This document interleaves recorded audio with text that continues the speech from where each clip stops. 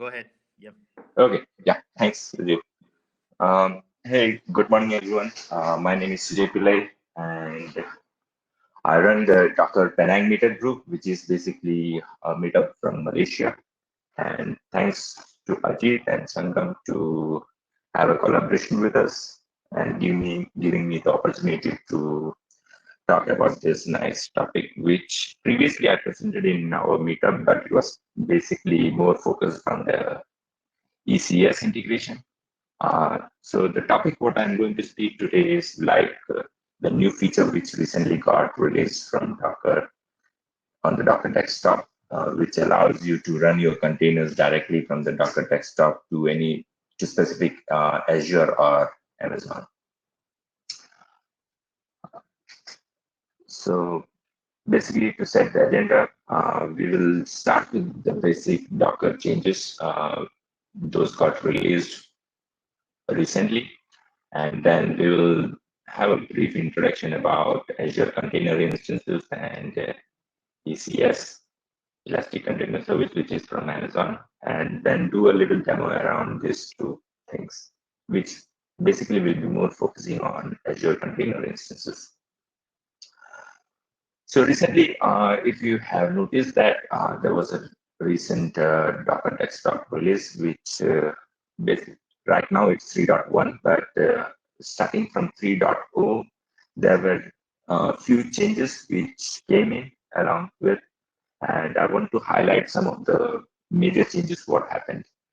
So one of the features which got recently with 3.0 is the Delta updates. So if you have previous experience working with Docker Desktop, you may have noticed that you every time there is an update happening on Docker Desktop side, you would have to download the full installer, which was kind of 500 MB plus every time on Mac and Windows. And that was very kind of painful for us to get that downloaded and get it installed on our machine. So what Docker has done recently is that they changed this model, and starting from 3.0, you will be getting basically a delta of the new features which got released from the previous one, which makes the downloads very less in size, which is comparable in between a range of 5 MB to 50 MB every download. And the installer is enough so that if something fails on your side, you can always switch back to the full installer, and that is handled by the updater itself. So how it looks on your screen is that if you go to the small wheel icon, you would see a new indicator saying that there are few features got released and there is an update available for you. It won't go and install it for you, but you will have to restart uh, the desktop, Docker desktop, to get those installed on your side. Even though this is a Delta update, how Docker does do release is that there is a canary deployment happening before this Delta updates reaches to your Docker desktop. So Docker has started a developer preview program. If any of you in the developer community is interested to join, please click on this link and fill up the form. You can be in those Canary releases channel where you get the new features before those are into the Delta updates. So please do sign up on that. That's one of the cool thing which is going on. So the advantage of this developer preview program is that you can get onto the Slack where you can talk to the Docker engineers directly who work on the Docker desktop and carry out those tests for the new features along with them. The another major update which happened on Docker Desktop is that, so if you remember, we had like two versions of Docker Desktop starting from the early days of Docker Desktop release. So it was basically named as the stable channel and the edge. So edge was where all the bugs were fixed and released initially. and then it would come onto the stable channel. So you as a developer had two options to install any one of those versions. But the time which it took for the features to come from the edge to the stable channel was very long. So if you see one of the GitHub issues which I pasted over here, so one of the feature fix got released in the edge, but it took a long time to come back into the stable channel. So to overcome all these issues, what Docker has done is that from 3.0, you will be getting a single stream of Docker desktop release. So there is no edge and stable channel now going forward. Those are the two major changes what I wanted to highlight. And with this new releases which are happening with Docker desktop, there was a open source project which came up from Docker itself. So we all know about the Docker Compose tool, and the Docker Compose tool itself was built into the Docker's CLI, and its specification was never published, how it worked and other things. So what Docker did is that Docker worked along with Microsoft and Amazon to make that as an open source project and come out with a specification around this Docker Compose. You can go and visit the website which I have highlighted over here, composespec.io, to learn more about this specification, how it works. So this feature is the main reason which helps you as a developer to take your container workloads onto the cloud, and specifically onto the Azure or Amazon ECS. So I just want to give you a basic overview what is Azure Container Instances. So let's say you have developed your images on your local machine, and then you want to run it on Azure specifically. So there are basically two different options. Either you can set up a VM directly in Azure under your subscription, and then go and deploy those containers into Azure. The second option is that there is this Azure service which is called Azure Container Instances. Basically, uh, it's a container as a service platform which allows you to create a container as a top level resource in Azure quickly. And there is no need to manage the underlying VMs or even an orchestrator for it. And if you're talking specifically in the Azure, there is this Azure ACR, Azure Container Registry, which is basically the registry offering from Azure. So some of the benefits of ACI is that you can run your container workloads without managing the servers. And basically, it's very suitable for jobs like Sangam highlighted right now. If there is a need for you to run some machine learning workloads and then just get those model out of that run and save that somewhere. So for those kind of data processing job, ACI is a very good choice. But I won't recommend it for running a whole web application, because the cost of running itself, ACI would be heavier, much heavier than compared to running a VM. And the other benefit is that ACI provides hypervisor isolation for each container group, so that it ensures containers run in isolation without sharing the kernel. And in the same context, there is this service offering from Amazon, which is called Elastic Container Service. So on Amazon side also, there is this service which is called Amazon Elastic Container Registry, which is basically the registry offering from Amazon. And then when you come to deploy your container workload, you have two different options. Either you can launch your EC2 instances on Amazon and do your manual deployment over there. And if you want to go to the serverless path, AWS Fargate is the option for you. And thus, thereby, you can deploy your workloads onto Amazon ECS. So some of the benefits of Amazon ECS is that first is it can scale elastically, which means you can schedule from a single container to thousands of containers. Both these containers and the instances can scale elastically and integrates with Elastic Load Balancer and other services also. It's also manageable. You can define which containers to run and how to run them. It also includes a programmatic API and a dedicated CLI where you can interact with those container instances. And it's also deeply integrated with ECR and other services. Uh, if I have to speak about other integration, I can give an example of, like, let's say there is a need for your container to mount some volumes. You can make use of the Elastic Block Storage, which is used as a different service in Amazon. You can put those container workloads sitting behind an Elastic Load Balancer. Your Docker logs can be shipped directly to CloudTrails, and thus then you can have a more control on those things. And in terms of security, you can implement granular control, like putting isolation policies and the availability requirements and resource allocation, other things around it. So those are the basic benefits.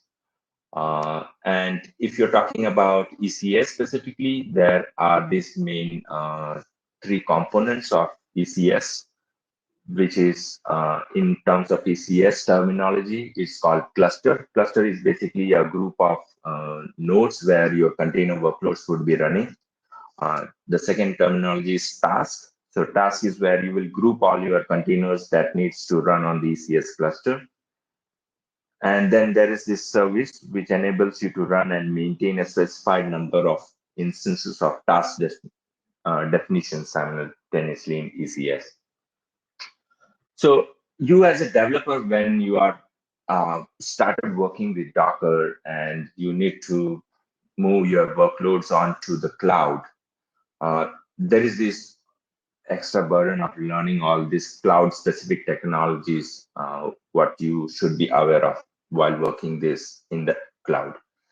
But what if there was a way we could stay on to the Docker CLI and work with the same Docker commands what we are used with while developing the Docker images and containers on our Docker desktop on the machine where we are working, doing our development. So that would be a nice way to start with your cloud journey, right? So that's what I'm going to show you in this demo now. So let me switch to my CLI.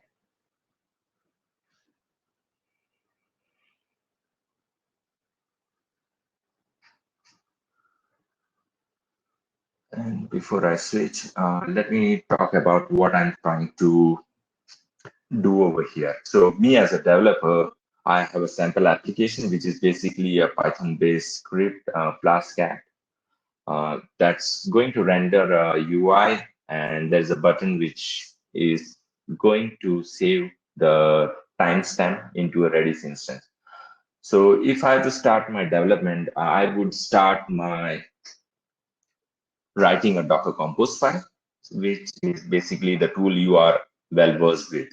So what I'm doing in the Docker Compose definition is that I have two services, which is basically defined as front end and back end. And what I'm saying is that when I run this, please build my app from this folder. So that's where all my source code and my Docker file resides. And then just basically tagging my image as Sujay Pillai /timestamper. And port definition is where your application ports are exposed. And it has a dependency on the backend service, which is basically a Redis container. So now if I had to run this app in a normal way, all I would do is that I would come into the folder where my Docker Compose file is, and we all are aware of this command, which is Docker Compose up. So if I do this, basically if I go to my browser and do a localhost colon 5000, it's basically showing me the web app which I just containerized, and it's hitting the storing the timestamp value into the Redis container. So that's normally how it work like the workflow looks like on our Docker desktop. Now let's say if I need to go to the cloud, um, if there was no integration of the Docker desktop with the cloud right now, you would have to switch to your, let's say in Azure, find the Azure container instances,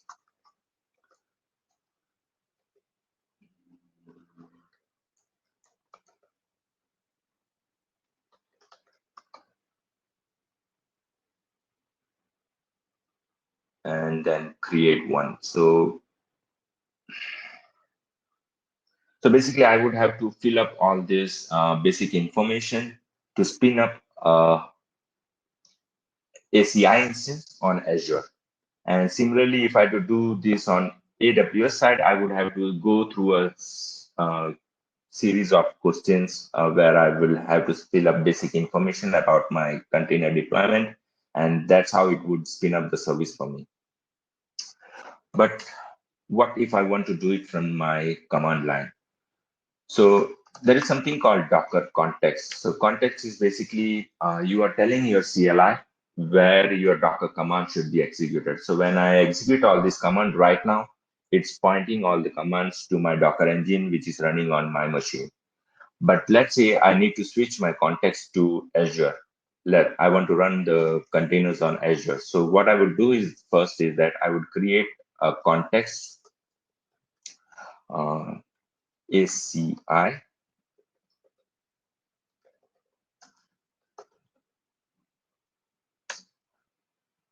So when you hit the command docker context create ACI, because I want to deploy my container workloads onto Azure. So it would basically ask you a few set of questions at first to set up the context. And it's basically asking into which resource group you want to deploy the container. So resource group is basically a placeholder or a group of where you can consider it similarly like a folder where you drop all your documents and save it in a single place. So for a project in Azure, you can group all your services into a single resource group. So I'm saying RG Docker ACI, and this successfully created a context for me. Now, if I do a Docker context ls, which is listing all the contexts on my machine, I can see that it's created a new context for me, which is basically if I do a Docker inspect context, inspect test meter. So it's basically, so how it worked for me is that I have the AZ CLI, which is basically the command line tool for me, which helps to talk to my Azure subscription. So if you have to do it for the first time, you would do a Docker login Azure. So it will go and ask you to get authenticated. So I had previously authenticated, so it didn't ask for me, else it would have, you would have to go through this workflow. So it's basically giving access to your subscription on Azure.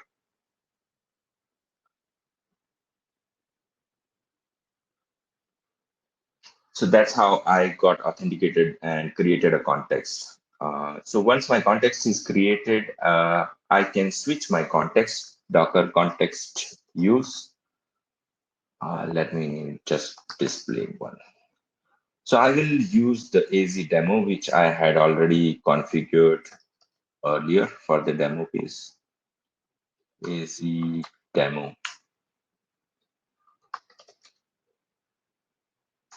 Now, if I had to do a Docker run -p 8080 nginx. So what it's doing right now is that instead of running that container on my local machine, it's actually creating a container group on Azure, and it will spin up all the resources for me in the resource group where I had set my context. So if I switch to my Azure portal and go to Docker ACI, within few seconds, you see it spinned up a container instance for me, and it's still creating. But if you go and look into the properties of that, what it did it for me is that it assigned a public IP. And if I go to containers, you can see all the logs happening, the properties. I use the Nginx image for 80. So basically, it gave it all the basic parameters it sets. So like in the Docker CLI, where you can specify the number of CPU cores and the memories associated with each container, ACI also has same capabilities. You can even connect into the container on over here. And if you see, the same logs are streamed onto my Docker CLI on my Docker desktop, which you saw earlier over here.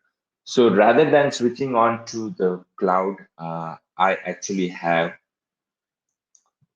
so if I do a Docker PS, you can see the same set of information what I showed on the Azure portal, it's showing up for me from the CLI. And if I now hit this public IP, which got assigned to the container instance, I see the Nginx coming up for me. So this is one type of container workload which you can deploy on Azure from your CLI. Now that was a single container, but in my case, my application has multi-containers in it because it has two different services. So what about those things? So what I can do is that I can use the new compose specification. So there is basic difference when it comes to the normal Docker Compose, what we used on our local development. We used to have something, a binary installation called Docker Compose, which was basically written in Python. But now there is a effort going on to convert it into a fully Go library, Go-based development for this. And the Compose specification, I think so, is also being developed under Go. So Docker Compose up, and what it would do is that it would create a container group with the same folder name, which had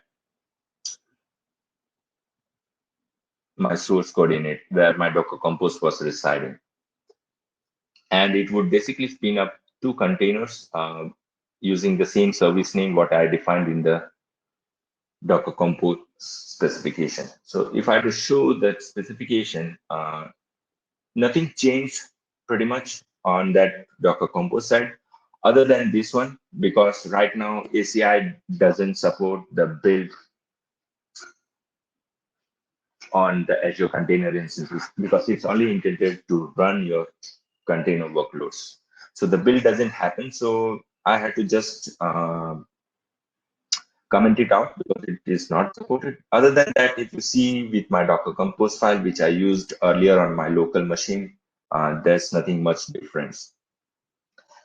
So that's, if I switch to my screen and if I do a Docker Compose PS, you can see that the two services came up fine for me. And again, it spinned up it assigned a public IP and the port mapping has been taken care of. And if I hit this one,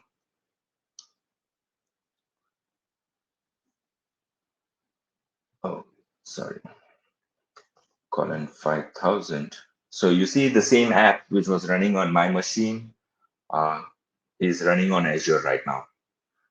So basically, I just had to take care of this part. Other than that, nothing changed on my side. I just had to be on the same CLI and just get authenticated to my Azure subscription and then use the same set of commands which I am well versed with my Docker development. So if you look into the Docker Compose, it has many other sub commands available.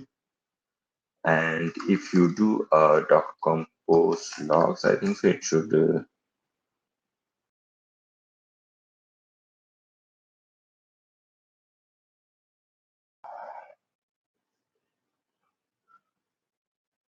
hey Ajit, do you see my screen or it's gone?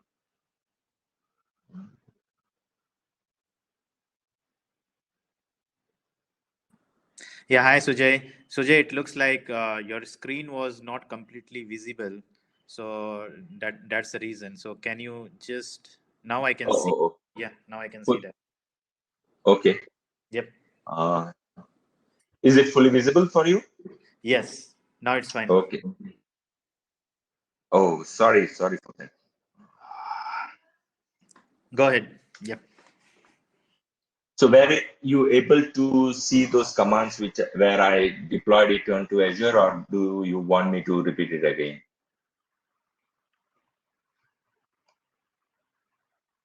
Um, okay. So if you have missed that, let me do the same deployment on AWS side.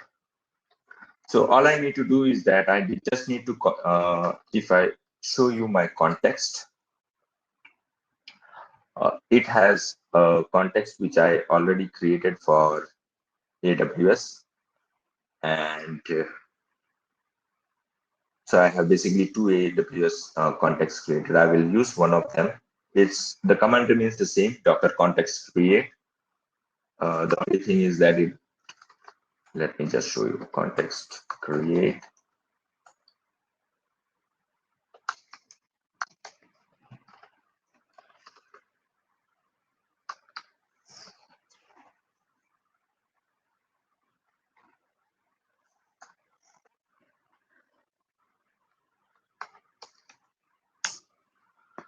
So again, it would go and search my AWS credentials on my machine, and then it would try to ask a few questions around it, and then you can set your context in that way. Let me switch to, I don't know what's happening. Is the screen small again? I think,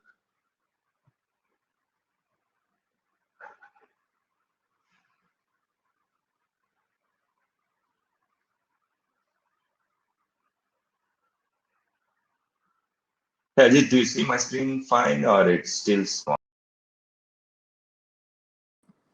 Yeah, Sujay, you can go ahead. It is looking good now.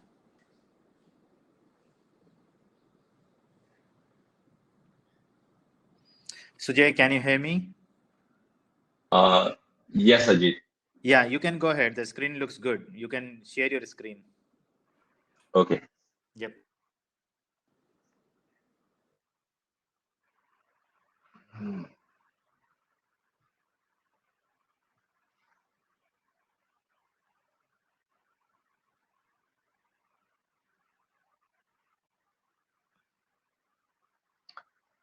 So I was talking about my context on AWS. If I do a Docker context ls and use Docker context use ECS demo.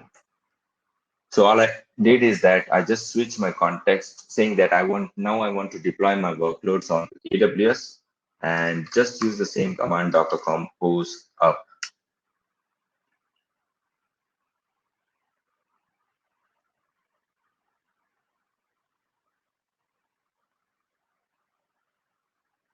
So now, as soon as I switch my context to AWS, all these things right now is getting deployed onto AWS. So previously I explained to you like the task definition, the services, the nodes which are required for your container workload to run on AWS. Everything is taken care of by Docker Compose tool. And basically, what it's doing is that the Compose specification gets transferred into the AWS workflow definition or the task definition, which it requires at the backend automatically by the CLI itself. And at the end, it does a deployment for you in your AWS account. So if I had to switch to my AWS account and go to ECS, so if you see the same demo app, and it has deployed. So these services are supported by Fargate. Right now, there is no option to run the workloads on VMs. So by default, when you do a deployment on AWS side, the deployment type is Fargate. So if you see, there is a Fargate instance running for me and the service assigned to it. So the service is being deployed right now. So as you see, a load balancer is being deployed for me. And at the end, you would see a fully qualified domain name assigned to this service, and the service would be exposed for you on AWS. So basically, staying in the same workflow, I could deploy my workload onto Azure, AWS without changing much of the artifacts. If I had to show this ECS definition, it still remains the same. Build is still not supported on AWS side too also. And if there is a specific secrets and other kind of things to be used, you can use those under the compose specification itself in the compose file. If you had to look more around with it, you can go and search for Docker ECS integration. There is a nice documentation around it on docs.docker.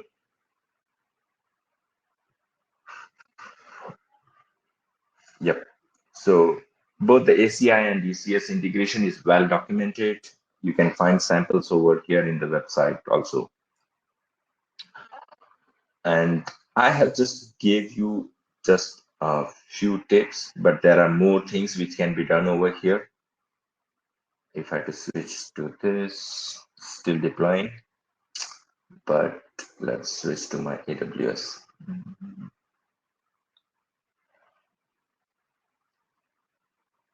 So if you see, it pick all my VPCs and subnets which is required for the deployment to happen. All the networking part was taken care by default. If I have to look into the load balancer, if you go to EC2 instance, load balancers,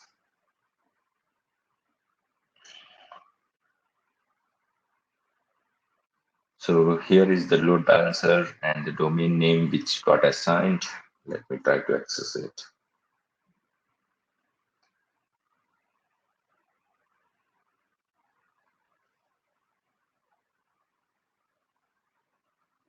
So the time it takes is because the artifacts which needs to be deployed on the AWS side, that's taking the time. It's not anything related to the Docker CLI issues. It's a service which is taking much time to get deployed.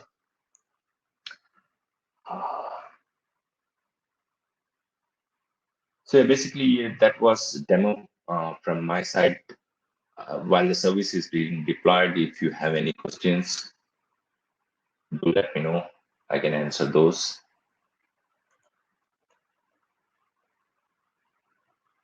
Okay, the service is up, and if I do a Docker compose ps, so that's if you see the same DNS name got assigned to it, and if I go and browse this,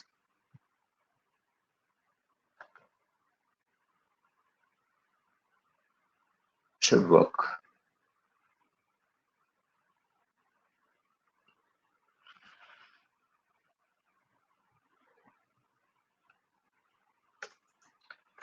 And the other thing about on the AWS side is if I do a Docker compose convert, what it will do is that if you have worked with AWS, it would basically convert your compose specification and the task definition which was used, and it will spit out this template for you. And you can use basically this template again to do the deployment in another AWS environment also. Uh, Let me see if I missed anything in Docker Compose. So yeah, I showed you convert, and if I do a Docker Compose down, the similar command which we used to do Docker Compose down on our machine, it would tear down everything, all the services which is spin up on AWS or Azure for you. So yeah, so here is the service running on AWS, running on Azure, and running on my local box, which I shut it down.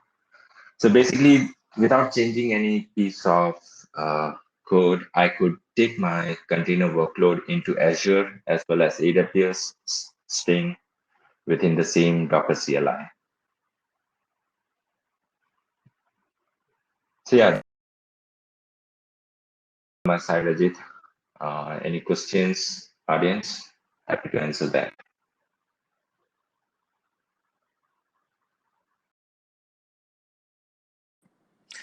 Thank you, Sujay. Thanks for the great presentation. So let me see if there are any questions here. Okay, I don't see any questions here from the audience. So thanks, Sujay, for the great presentation. And definitely, as we have a recording for this session, so we are going to publish it, shortly after the event. Thank you.